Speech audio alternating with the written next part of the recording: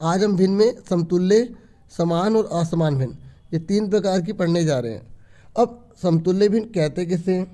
देखो बच्चों, यहाँ लिखा हुआ है समतुल्य भिन्न वे होते हैं जो अलग अलग दिखते हैं। देखो यहाँ 1/2 है, 2/4 है, 3/6 अलग अलग दिख रहे हैं ना, लेकिन उनका मूल्य समान होता है। मूल्य कैसे समान होता है?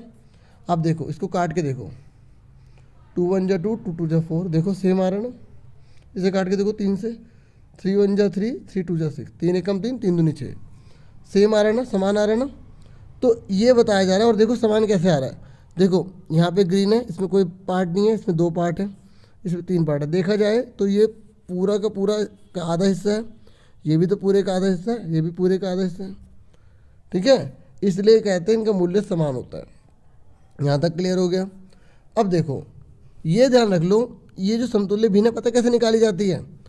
अंश मतलब ऊपर वाला, हर मतलब नीचे वाला, दोनों में या तो समान संख्या की गुणा कर दो या समान संख्या से भाग कर दो, तो आपके समतुल्य भिन्न निकल जाएंगे।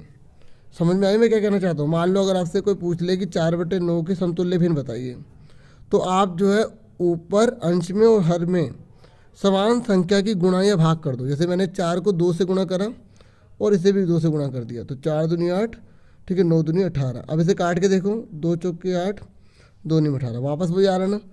ये याद रखना कि अगर आपसे कोई पूछ ले कि समतुल्य भिन्न कैसे निकालते हैं, तो आप बोलना कि अंश और हर में अगर हम समान संख्या की गुणा कर दें या समान संख्या की भाग कर दें, तो समतुल्य भिन्न हमें प्राप्त हो सकती है। समझ में आ गई बच्चों? बस जीरो को छोड़ के, ठीक है ना, किसी दिए गए भिन्न के समतुल्य भिन्न प्राप्त करने के लिए हमें अंश और हर में दोनों में एक ही संख्या से गुणा या भाग करना होता है, सिर्फ जीरो को छोड़ के, ठीक है। समझ में आ गई? अब अगला टॉपिक पढ़ रहे हैं, समान और असमान भिन्न किसे कहते हैं। बहुत ही आसान है, आपको ये याद होना चाहिए कि ऊपर वाले को अंश कहते हैं, नीचे वाले को हर कहते हैं। तो बस आप इजीली बता सकते हो, आसानी से बता सकते हो, जिन भिन्न का हर समान हो उसको हम समान भिन्न कहते हैं, और जिनके हर अलग अलग होते हैं उसको असमान भिन्न कहते हैं।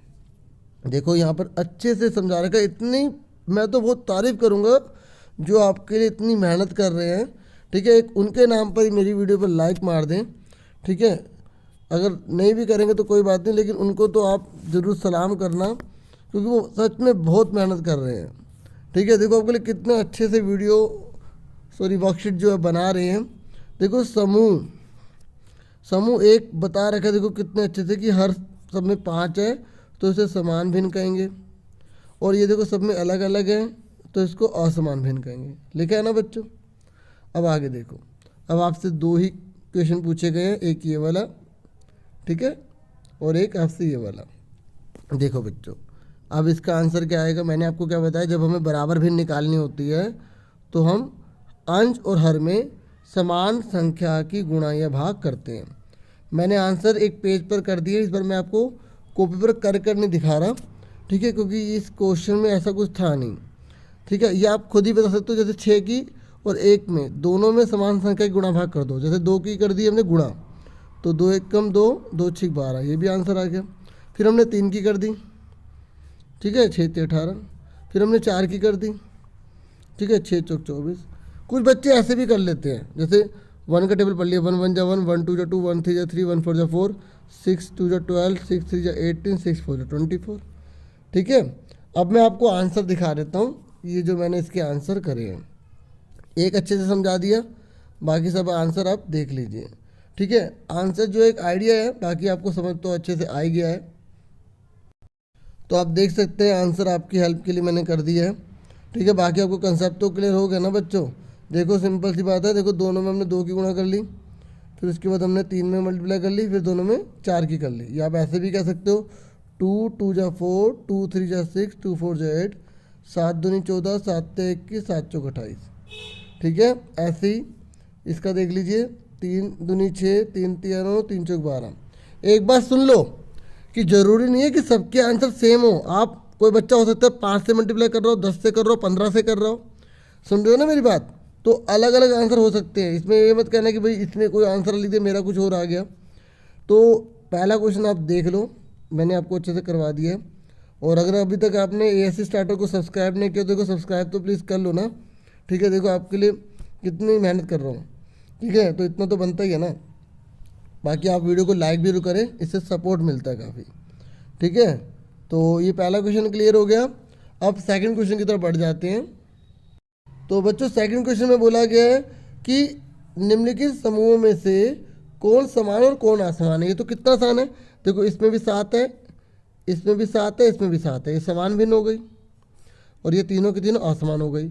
ऐसे इसमें भी 11 है, इसमें भी 11 है, इसमें भी 11 है, इसमें भी 11 है। सिर्फ हर में देखना है, आप ये मत कहना सर ऊपर 11 लिखा है, बेटा इसको नहीं लेंगे क्योंकि ये अंश में है।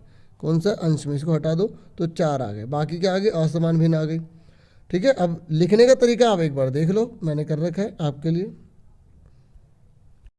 आप देख लीजिए, ठीक है। ये हमने पहले पूरा क्वेश्चन उतार लिया, तो आप यहाँ लिख देना समान भिन्न, ये लिख देना, ठीक है, समान भिन्न, ठीक है। ये लिखना रह गया था, ठीक है, तो ये आप यहाँ से लिख देना समान भिन्न, ठीक है।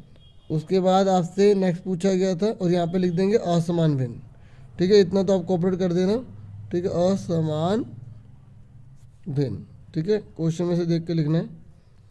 और फिर उसके बाद हमने उतार लिया पूरा, फिर हमें इसमें बताना था समान, तो 11 11 सबके नीचे, तो यहाँ लिख देना समान भिन्न, ठीक है, समान भिन्न। और यहाँ पर क्या लिखेंगे आप, असमान भिन्न, असमान भिन्न, बस आपको इतना ही लिखना है और ये आपका आंसर आ जाएंगे, ठीक है। समझ गए ना, ये भिन्न लिखा है, थोड़ा सा स्पेस कम है तो लिखा नहीं गया, समझ में आ गए बच्चों। और इस तरीके से मैं आपके लिए वीडियोस लेकर आता रहूँगा, और आप भी मुझे सपोर्ट करते रहना, और जितना हो सके प्लीज़ शेयर करो अपने फ्रेंड्स को।